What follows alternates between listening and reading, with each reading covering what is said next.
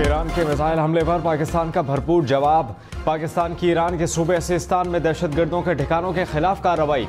Operation में मुतअद्दिद दहशतगर्द मारे गए। ISPR के मुताबिक BLA और BLF नामी दहशतगर्द तंजीमों के जेर इस्तेमाल ठिकानों को निशाना बनाया गया। कार्रवाई में ड्रोन्स, रॉकेट समेत जदीद हथियारों का जिम्मेदारी से इस्तेमाल किया गया। तर्जुमान दफ्तर खारजा ने कहा कि ऑपरेशन मार्ग बर समाचार कौमी सलामती के तहफ़्फ़ुज़ और दिफा के गैर मुतज़लज़ल अज़्म का मज़हर है। पेचीदा ऑपरेशन की कामयाबी मुसल्लह अफ़वाज की पेशा वराना महारत का मुँह बोलता सबूत है। पाकिस्तान अवाम के तहफ़्फ़ुज़ और सलामती के लिए ज़रूरी इक़दामात करता रहेगा।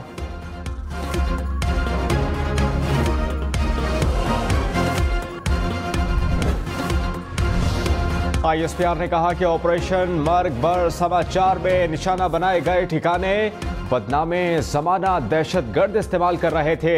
दहशतगर्दों में दोस्त उर्फ चेयरमैन, बजर उर्फ सोगत, साहिल उर्फ शफक, असगर उर्फ बशाम और वजीर उर्फ वजी शामिल हैं। पाकिस्तान की खुद मुख्तारी और इलाकाई सालमियत का एहतराम, किसी भी मुहिम जोई के खिलाफ तहफ़्फ़ुज़ को यकीनी बनाने का आज़म गैर मुतज़लज़ल है। अवाम की हिमायत से पाकिस्तान के तमाम दुश्मनों को शिकस्त देंगे। दोनों ममालिक दो तरफा मसाइल के हल के लिए मुज़ाकरात और ताउन के जरिए आगे बढ़ें। तर्जुमान दफ्तर खारजा ने कहा कि पाकिस्तान ईरान की खुद मुख्तारी और इलाक़ाई सालमियत का एहतराम करता है। कार्रवाई का मकसद कौमी मफाद का हुसूल था, जिस पर कोई समझौता नहीं किया जा सकता।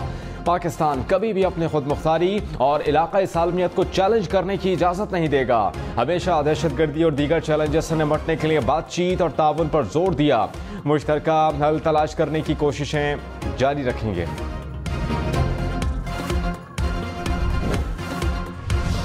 पांच जजों ने बैठ के नवाज शरीफ को फारिग कर दिया, जो कि 25 करोड़ अवाम का नुमाइंदा है। अगर ना निकाला जाता तो आज पता क्या होता? आज हाफिजाबाद के अंदर कोई भी ऐसा शख्स ना होता जिसके पास बाइज्जत रोजगार ना होता। नवाज शरीफ ने कहा कि 25 करोड़ आवाम के नुमाइंदे को 5 जजेस ने निकाल दिया। बेटे से तनख्वाह ना लेने पर वजीर आजम की छुट्टी करा दी गई। मुझे ना निकाला जाता तो कोई बेरोजगार ना होता, बिजली और गैस सस्ती होती, रोटी आज भी 4 रुपए की मिलती। हमने मुल्क से दहशतगर्दी और लोड शेडिंग खत्म की। मुझे जाली मुकदमात में ना उलझाया जाता तो मुल्की वक़ार बुलंद होता। हाफिजाबाद और लाहौर में फ़र्क नहीं होना चाहिए। पाकिस्तान को अपने पाँव पर खड़ा करना मेरा मिशन है। बिलावल भुट्टो ने कहा कि मुल्क भर में शेर और तीर का मुकाबला होगा। विफाक और सिंध में हुकूमत जियालों की होगी। दूसरी जमातें सियासी इंतकाम के लिए इलेक्शन लड़ रही हैं। मैं आवाम के लिए इलेक्शन लड़ रहा हूँ। 8 फरवरी को वोट ज़ाया ना करें, तीर पर ठप्पा लगाएं। पीपल्स पार्टी को भारी अक्सरियत से जितवाना है। मजदूरों को मजदूर कार्ड दिलवाएंगे। सैलाब मुतासरीन को नए घर बना कर देंगे। खवातीन को घरों के मालिकाना हुकूक देंगे।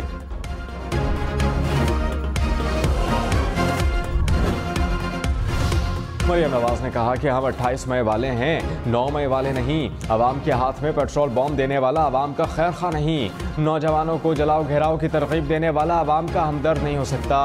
डरने और बद तहजीबी बर्दाश्त की, लेकिन अवाम से खिदमत से पीछे नहीं हटे। 8 फरवरी को शेर ढाड़ेगा। 8 फरवरी को मुल्क को तरक्की की राह पर डालने की जमात का इंतखाब करना है। 200 यूनिट तक मुफ्त बिजली देंगे। हर शहर में स्कूल, कॉलेज और यूनिवर्सिटी देंगे।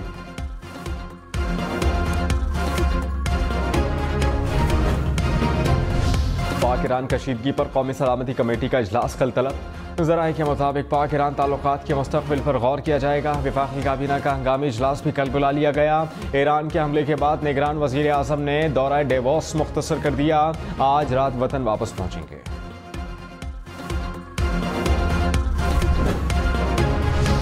ईरान ने पाकिस्तान की तरफ से हमले की तस्दीक कर दी। ईरानी वज़ीर दाखिला ने कहा कि ईरानी सरहद के 4 किलोमीटर अंदर हमले में 9 गैर मुल्की शहरी हलाक हुए।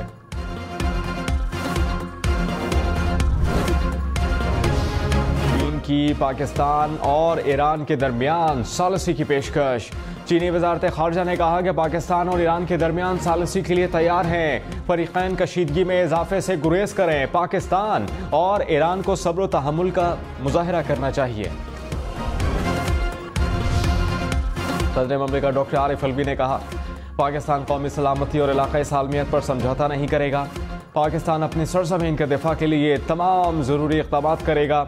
मसाइल को मुज़ाकरात और मुशावरत से हल करने की ज़रूरत है। सदर की दहशतगर्दों के ठिकानों को निशाना बनाने पर मुसल्लह अफ़वाज की महारत की तारीफ।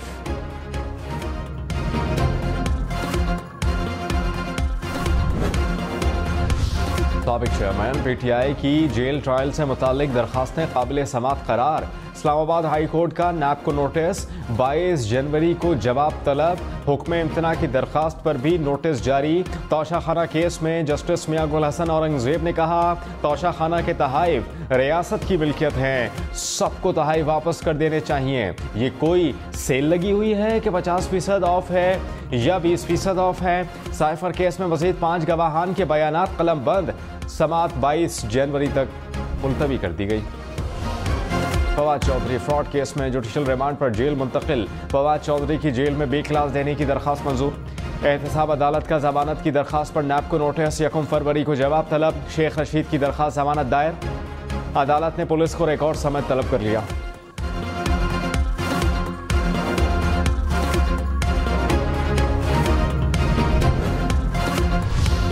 निगरान वज़ीर आज़म ने इलेक्शन के इनेकाद के लिए 7 रुकनी कमेटी तश्कील दे दी। निगरान वज़ीर बराए मवासलात कमेटी के सरबराह मुकर्रर। सेक्रेटरी दाखिला और चीफ सेक्रेटरी शामिल। कमेटी इंतखाबात के लिए सिक्योरिटी इंतजामात का जायजा लेगी। इलेक्शन कमीशन के अहकामात पर अमल दरामद कराएगी। हाई कोर्ट का कराची से तमाम सियासी बैनर्स हटाने का हुक्म। साइन बोर्ड्स, होर्डिंग्स, फ्लाईओवर्स और पेडेस्ट्रियन ब्रिज से तमाम सियासी बैनर्स हटाने की हिदायत। उम्मीदवारों की जानिब से बिलबोर्ड्स और होर्डिंग्स लगाने पर मुकदमा दर्ज करने का हुक्म। इलेक्शन कमीशन को भी कार्रवाई की हिदायत। अदालत ने कहा कि शहर को जंगल ना बनाएं, इंतजामिया अपनी जिम्मेदारी पूरी करे।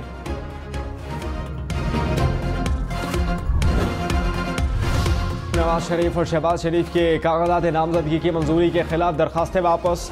लाहौर हाई कोर्ट में दरखास्तें ताखीर से दायर होने पर ब्रांच ने वापस कर दी।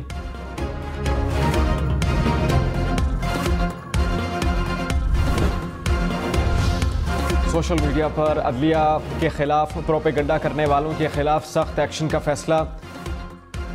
अदलिया मुखालिफ नफरत अंगेज मवाद की रोकथाम के लिए मुश्तरका तहकीकाती टीम का इजलास। ज़राए के मुताबिक इजलास में हसास इदारों के अफसरान ने प्लान ऑफ एक्शन पेश कर दिया।